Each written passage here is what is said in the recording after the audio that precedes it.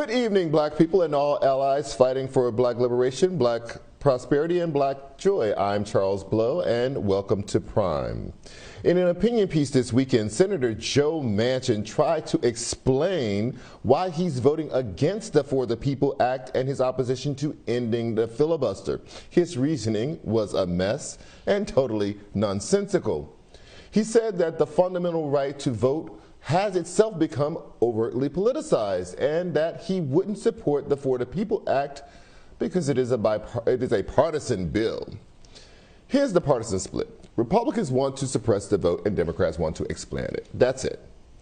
Manchin didn't even address specific provisions in the bill that he said he does or does not support, or did he suggest any compromise that he thought would make the bill better. With the 50-50 split in the Senate, Manchin has become a linchpin, and he knows it.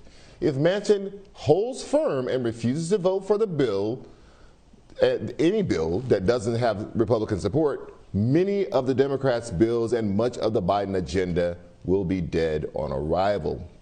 Sunday, Manchin appeared on Face the Nation and argued unconvincingly that ultimately it would be the Republicans that lose if they do not fight for a bipartisan voting bill. And I think the Republicans will fight for this and understand we must come together on a voting rights bill in a bipartisan way. You can't divide our country further by thinking you've given leeway to one or the other.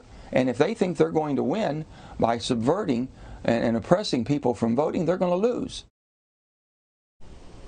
Manchin is operating with some impunity because his home state of West Virginia is overwhelmingly Republican, and it would be virtually impossible for another Democrat to hold the seat that Manchin now holds.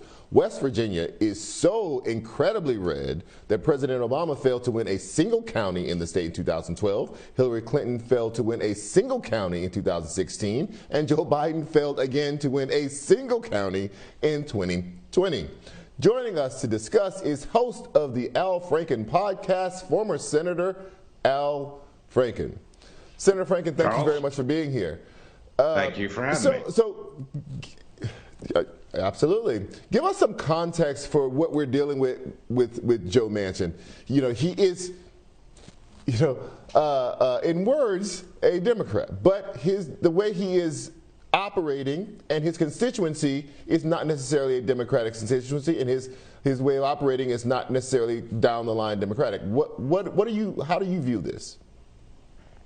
Well, just as much as Raphael Warnock and John Ossoff, Joe Manchin is one of the 50, and without all three of them and the other 47, we wouldn't have the majority. And Joe won in, as you said, a very, very conservative state, a very red state. All that said, none of this makes much sense. What you're saying is that Joe hasn't stated one objection he has to any aspect of the legislation other than that it's partisan. But if he wants it to be bipartisan, just talk to McConnell. This is now an existential threat, given this bill was written before all these bills around the country to suppress votes, and worse maybe, writing laws so that they can reverse elections in the way that Trump wanted to do after November.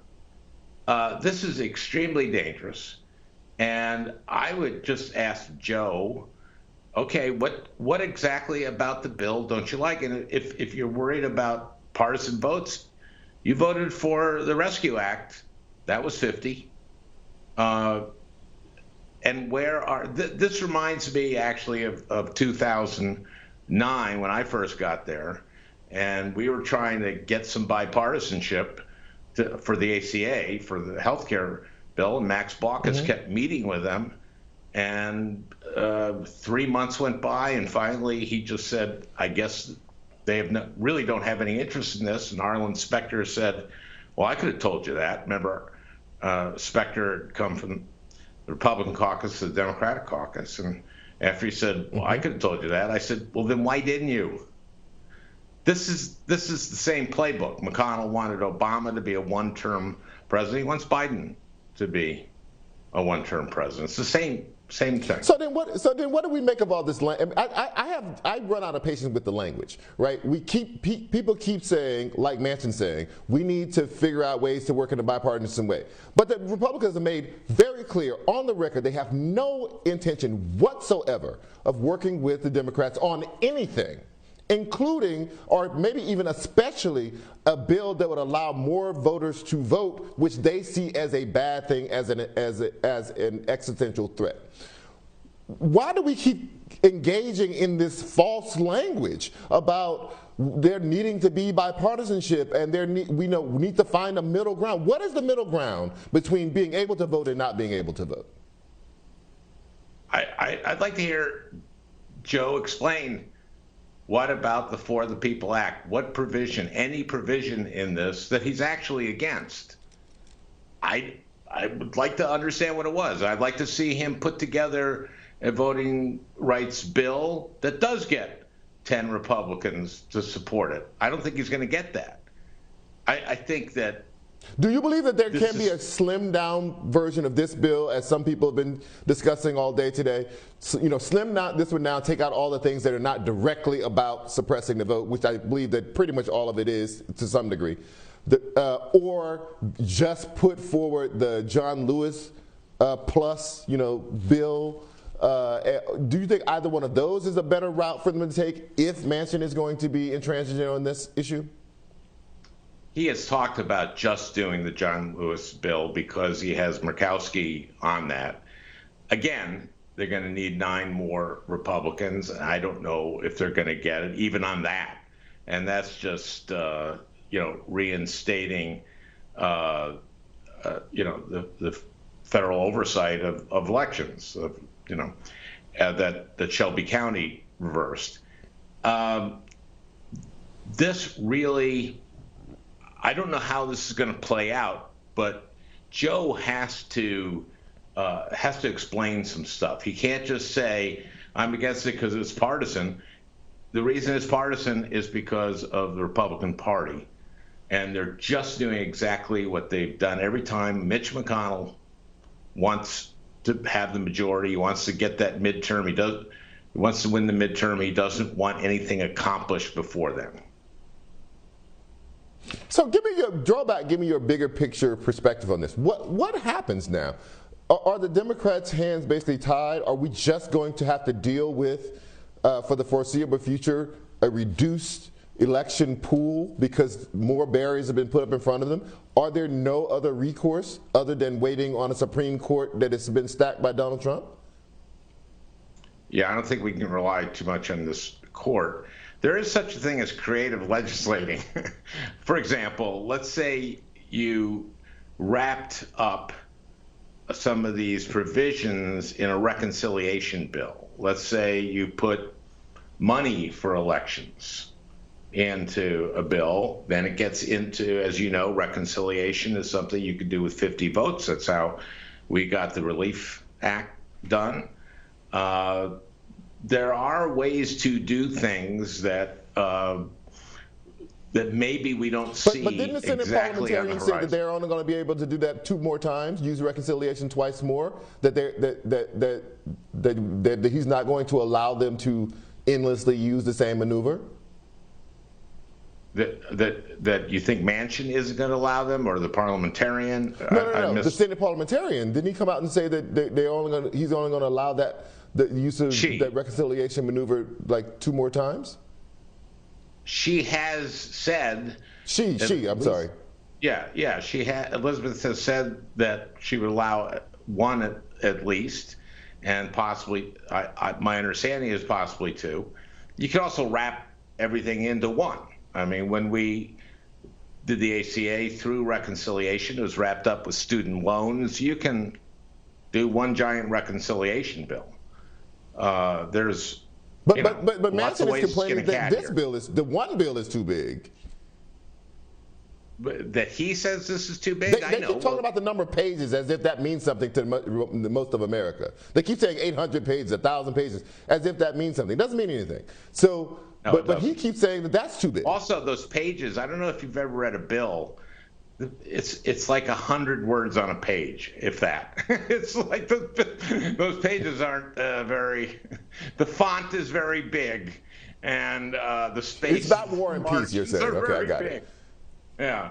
All I'm saying is there's Chuck Schumer. His job is, if he's going to be the Jewish LBJ, he'll try to have to figure out a way to do this, and one way or another. And the easiest way to do this, of course, would be for Joe to say, okay, this is what I don't like about this bill, and we could take that out, but I don't even know if there is such a thing, and get 50. And this now I've talked about reforming the filibuster. Joe says he won't allow to get rid of the filibuster, eliminating the filibuster, but he is open to modifying it. And this is something Norm Ornstein and I have been talking about for. And modification means basically making them actually do the talking.